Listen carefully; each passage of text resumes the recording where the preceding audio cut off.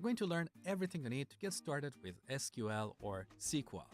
First, I'm going to give you a 3-minute introduction to SQL. Then we're going to install the necessary tools and write our first SQL query. This course is ideal for anyone who wants to learn SQL from scratch, but also anyone with some basic knowledge who wants to fill in the missing gaps. By the end of this course, you'll be able to retrieve, insert, update, and delete data in databases. We'll talk about tables, relationships, different types of joins, subqueries, regular expressions, and much, much more. These are the essential concepts that every software developer or data scientist must know. This SQL course is packed with tons of exercises that help you both learn and remember the SQL syntax. Also, there is a table of content below this video, so you can quickly jump to specific tutorials. Now let's jump in and get started. Let's start the course with a quick overview of databases, what they are, and how we use them. A database is a collection of data stored in a format that can easily be accessed. In order to manage our databases, we use a software application called Database Management System or DBMS. We connect to a DBMS and give it instructions for querying or modifying data. The DBMS will execute our instructions and send results back. Now, we have several database management systems out there, and these are classified into two categories: relational and non-relational, also called NoSQL management systems. In relational databases, we store data in tables that are linked to each other using relationships. That's why we call these databases relational databases. Each table stores data about a specific type of object like customer, product, order, and so on. SQL or SQL is the language that we use to work with these relational database management systems. It looks like this. We use SQL to query or modify our data. In this course, we're going to learn everything about this powerful language. Now, there are many different relational database management systems out there.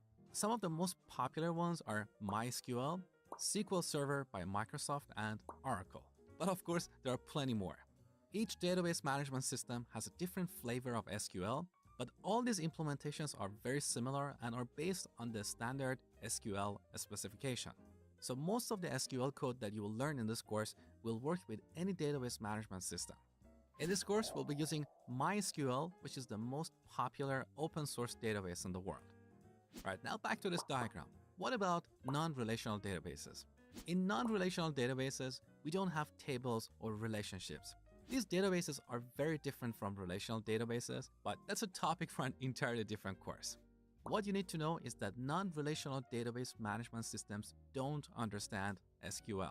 They have their own query language. So we use SQL to work with relational database management systems. Now, before we jump in and install MySQL, let me clarify something quickly. As you talk to different people, you will hear two different pronunciations of SQL: SQL or SQL. What is the correct way? Well, it depends on who you ask. And of course, everybody thinks their way of pronouncing this word is the right way. But here's a little history about this language. SQL was originally developed at IBM in the 70s, and back then it was initially called SQL, short for Structured English Query Language. But they changed the acronym to SQL because SQL was the trademark of an airplane company. So to this date, there's been an argument about what is the right way to pronounce this language. Generally speaking, people in non-English speaking countries call it SQL. I'm used to calling it SQL because it's shorter and sweeter than SQL. But if you prefer to call it SQL, that's totally fine with me. I'm not going to get mad at you. So that's the history behind this language. But what about MySQL as a software product? Developers of this product prefer to call it MySQL rather than MySQL, but they don't mind if we call it MySQL.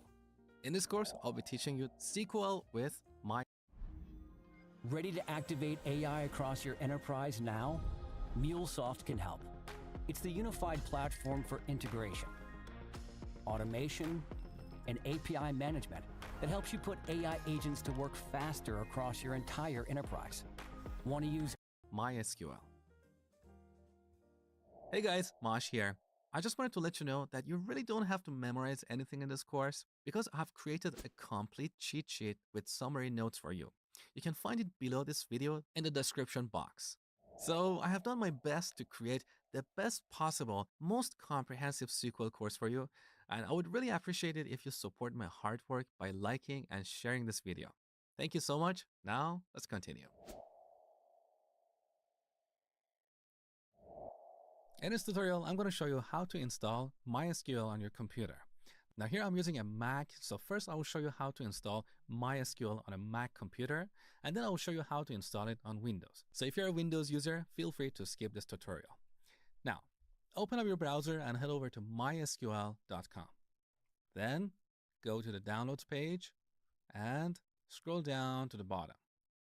Here you should see MySQL Community Edition. This is absolutely free, and we're going to use that throughout this course. So let's go ahead with that. Now on this page, click on MySQL Community Server. And then on this page, you should see available releases for Mac OS. So in this list, download the first item, which is a DMG archive. All right. Now on the next page, click on No Thanks, just start my download. All right, as you can see, we are getting a DMG file, which is basically a setup wizard. All right, now the DMG is downloaded, so let's open it and then double click on this package.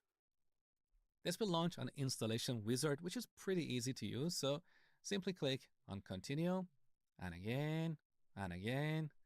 I agree with the license agreement and install MySQL. It's going to ask for your password. This is the password that you use to log into your computer. So let's put that here. All right. Now here we need to set a password for the root or the admin user. So click next, and in this box, type a complex password. All right, now let's finish the installation. And enter your computer's password one more time. And we're done. That was super easy and sweet. All right, we installed MySQL Community Server. Now we need a graphical tool to connect to this server and manage our databases. So back to the downloads page. One more time, scroll to the bottom and go to MySQL Community Edition. And on this page, somewhere you should see MySQL Workbench. This is a graphical tool that we use to connect to our database server. So let's go ahead and download this as well. Now, once again on this page, we need to download a DMG archive. So download.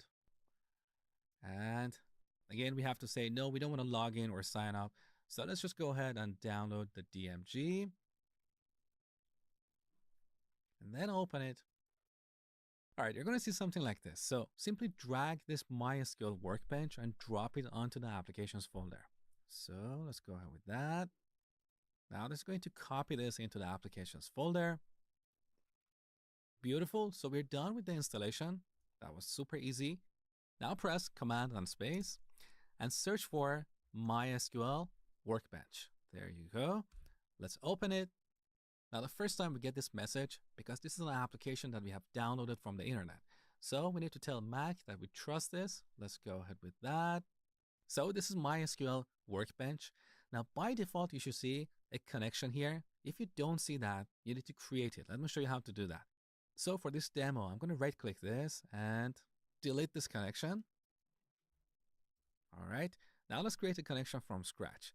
So click on this plus icon. On this page, give this connection a name. Let's say local instance.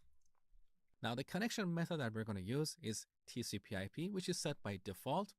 The host name is 127.0.0.1, which is the address of the local machine. And the port is 3306. This is the default port for MySQL Server. That is the username of the admin. Now we need to enter the password. This is the password that we set during the